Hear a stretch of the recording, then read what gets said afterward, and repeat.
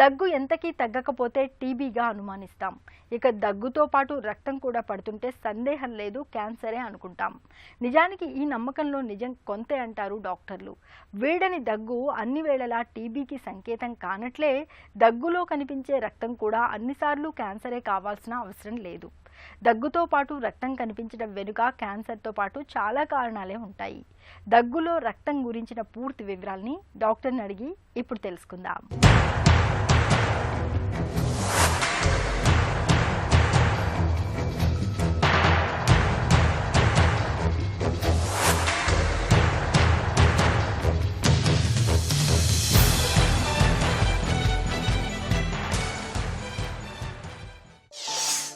దగ్గులో రక్తం పడటం అంటే ఏంటి? దగ్గినప్పుడు రక్తం పట్టడాన్ని మనం హిమాప్టైసిస్ అంటాం. దగ్గినప్పుడు వస్తే కనుక అది ఊపిరితిత్తులకు సంబంధించినటువంటి సమస్య. వాంతిలో వస్తుంది అంటే కనుక అది పేగుకు సంబంధించినటువంటి సమస్య. ఈ రెండింటిని వ్యత్యాసం అనేది చాలా ఇంపార్టెంట్. అయితే దగ్గినప్పుడు వచ్చేటటువంటి రక్తం పట్టడాన్ని మటుకు మనం చాలా సీరియస్గా తీసుకోవాలి. దానికి ప్రత్యేకించి ఇమీడియట్గా మెడికల్ అటెన్షన్ కూడా ఉంటుంది. దీనిలో మైల్డ్, మోడరేట్, సివియర్ అంటాం. అంటే కొంచెం దగ్గినప్పుడు రక్తం చారపట్టడం, కొందరికి కొంచెం ఒక 10 ml 20 ml పట్టడం, కొందరు దగ్గినప్పుడు లీటర్లు దగ్గినప్పుడు రక్తం ఒకేసారి పట్టడం, ఇట్లా సివియారిటీ ఉంటుంది. అందులో మనం ఈ సివియారిటీ బట్టి దానికి వైద్యం పరంగా కూడా మనం జాగ్రత్తలు తీసుకోవాల్సిన అవసరం ఉంటుంది. దగ్గులో రక్తం కనిపించటం వెనక కారణాలేంటి?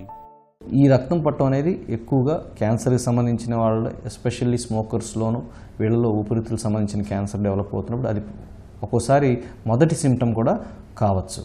అట్లాగే ఇన్ఫెక్షన్స్, పర్టికులర్గా ట్యూబర్క్లోసిస్. ఈ ట్యూబర్క్లోసిస్ మహమ్మారి మన సామాన్య ప్రజానికానందరినీ కూడాను కొన్ని దశాబ్దాలుగా వెంటాడుతూ ఉంది. ఈ ట్యూబర్క్లోసిస్లో కూడా ఈ రక్తం పట్టడం అనేది చాలా కామన్గా చూస్తాం. అంతేకాకుండా ఒక్కోసారి టీబీ వచ్చి తగ్గిన తర్వాత కూడా అక్కడ ఏదైతే మచ్చలు ఏర్పడతాయో అక్కడి నుంచి కూడా ఒక్కోసారి రక్తం పడేదానికి అవకాశం ఉంది. అట్లాగే బ్రాంకెక్టేసిస్ అంటాం.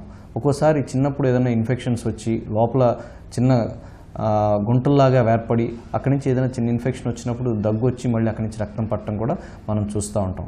ఇంకా రేర్ సందర్భాల్లో ఏంటంటే మనం పుట్టుకతో పాటు కొన్ని వాస్కులర్ మాల్ఫార్మేషన్, అంటే రక్తనాళాల్లో తయారీలో తేడా ఉన్నప్పుడు కానివ్వండి, అక్కడ వాస్కులర్ బ్లడ్ వెజల్స్ ఫార్మేషన్లో తేడా వచ్చినప్పుడు కనుక ఒక్కోసారి సడన్గా లార్జ్ అమౌంట్స్ రక్తం పడేదానికి అవకాశం ఉంటుంది. దగ్గులో రక్తం కనిపించటాన్ని క్యాన్సర్గా భావించవచ్చా?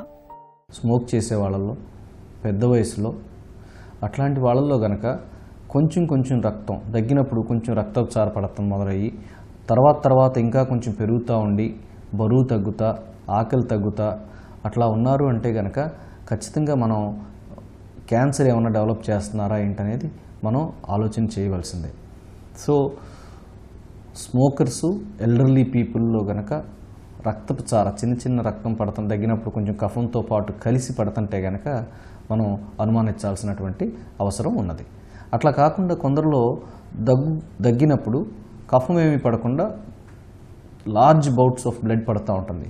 వాళ్ళల్లో ఏంటంటే క్యాన్సర్ కంటే ట్యూబర్క్లోసిస్ ఎక్కువగా అయ్యేదానికి అవకాశం ఉంటుంది. లేట్ స్టేజ్ ఆఫ్ క్యాన్సర్లో కనుక ఒక్కోసారి ఎంతైనా రక్తం పడవచ్చు, కానీ యూజువల్గా ఎర్లీ స్టేజెస్లో కొంచెం రక్తం చార ఉంటుంది, లేట్ స్టేజెస్లో బాగా ఎక్కువ పడుతుంది. కానీ మొదటిసారి పడినప్పుడు ఎక్కువగా పడితే కనుక దాన్ని మనం ఇతరత్ర ఇన్ఫెక్షన్స్, టీబీ కానీ బ్రాంకెక్టేసిస్ కానీ ఇట్లాంటివి కూడా మనం ఆలోచించాల్సిన అవసరం ఉన్నది. దగ్గులో రక్తం కనిపిస్తే ఏం చేయాలి? తగ్గినప్పుడు రక్తం కనుక కనపడుతుంటే కొంచెం రక్తం చార పడుతుందా, ఎక్కువ పడుతుందా అనేది గమనించాలి. ఒక్కోసారి మనం దగ్గినప్పుడు బాగా ఎక్కువ రక్తం పడుతుంది, ఒక్కోసారి ఒక 100 ml 200 ml అర లీటర్ అట్లా కనుక పడుతున్నట్టయితే మనం ఇమీడియట్గా మెడికల్ అటెన్షన్ అనేది అవసరం. వాళ్ళకి ధైర్యం చెప్పడం అనేది ఫస్ట్ ప్రధానం. ఏమి కాదు, కంగారు పడద్దు అనే ధైర్యం కనుక మనం ఇచ్చి ఆ తర్వాత నెక్స్ట్ మెడికల్ అటెన్షన్ ఇమీడియట్గా ఒక హాస్పిటల్లో అడ్మిట్ చేయటం, వాళ్ళకి పల్స్ ఎట్లా ఉంది, బీపీ ఎట్లా ఉందో చూసుకోవటం. ఒకవేళ కనుక బీపీ డ్రాప్ అయిపోతుంది, వాళ్ళకి హార్ట్ రేట్ పెరిగిపోతుంది అంటే కనుక బాగా ఎక్కువ రక్తం పోతున్నట్టు మనం గమనించి వాళ్ళకి ఇమీడియట్గా సెలైన్లు పెట్టి వాళ్ళకి బ్లడ్ ట్రాన్స్ఫ్యూషన్స్కి వాటికి ఏర్పాట్లు చేసుకోవాల్సిన అవసరం ఉంటుంది. దగ్గులో రక్తం పడుతున్నప్పుడు ఎలాంటి పరీక్షలు చేస్తారు? చిన్న జలుబు చేసిన, బ్రాంకైటిస్ అంటాం, అట్లాంటి వాళ్ళలో, స్మోకర్స్లో ఒక్కోసారి కొంచెం రక్తచార అనేది చూస్తూనే ఉంటాం. వాటికి కంగారు పడాల్సిన అవసరం లేదు. అట్లా కాకుండా కొంచెం ఎక్కువ పడుతుంది అంటే కనుక వాళ్ళ హిమోగ్లోబిన్ లెవెల్స్ ఎంత ఉన్నాయి, ఎందుకంటే ఎక్కువ పోతుంది అంటే హిమోగ్లోబిన్ తగ్గిపోతుంది, వాళ్ళకి ఇంకా ఫర్దర్గా మిగతా శరీర భాగాలన్నిటి మీద ఎఫెక్ట్ అవుతుంది కాబట్టి హిమోగ్లోబిన్ చెక్ చేసుకోవటం. అట్లాగే ఇమీడియట్గా చెస్ట్ ఎక్స్రేలో చాలా వరకు మనకి ఇన్ఫర్మేషన్ తెలుస్తుంది.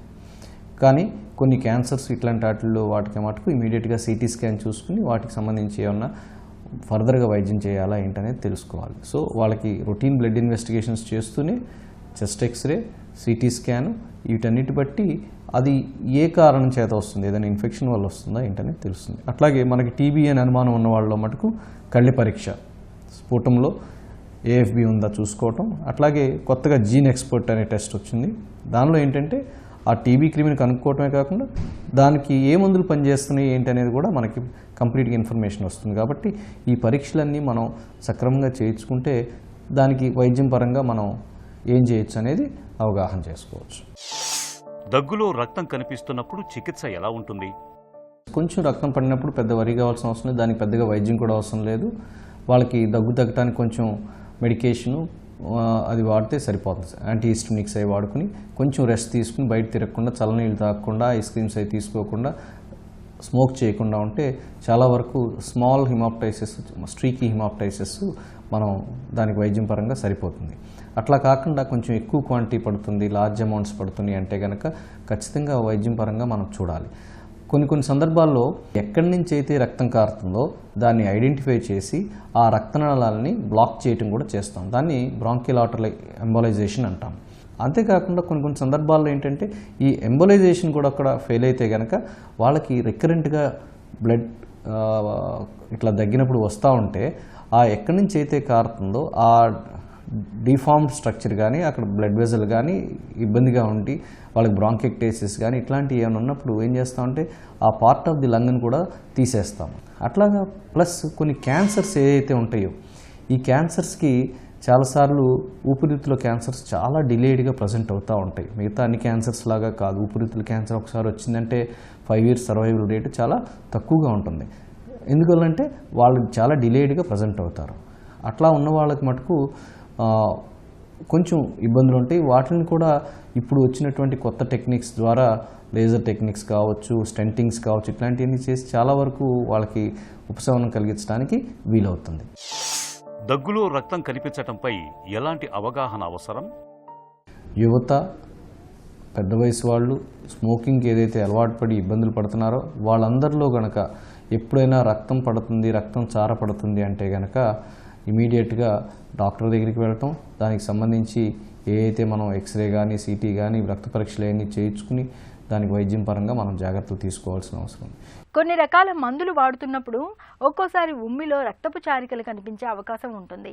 అయితే తరచూ రక్తం కనిపిస్తున్నప్పుడు ఆలస్యం చేయకుండా వెంటనే డాక్టర్ని సంప్రదించి తగిన పరీక్షల్ని చేయించుకోవాలి. ఒక చిన్న చిట్కా మీకోసం. జ్వరంతో బాధపడుతున్నప్పుడు 1 చెంచాడు ఉల్లి రసంలో 2 చెంచాల మిరియాల పొడి, కాస్త తేనెను కలుపుకొని తీసుకోండి. జ్వరం తీవ్రత క్రమంగా తగ్గుతుంది.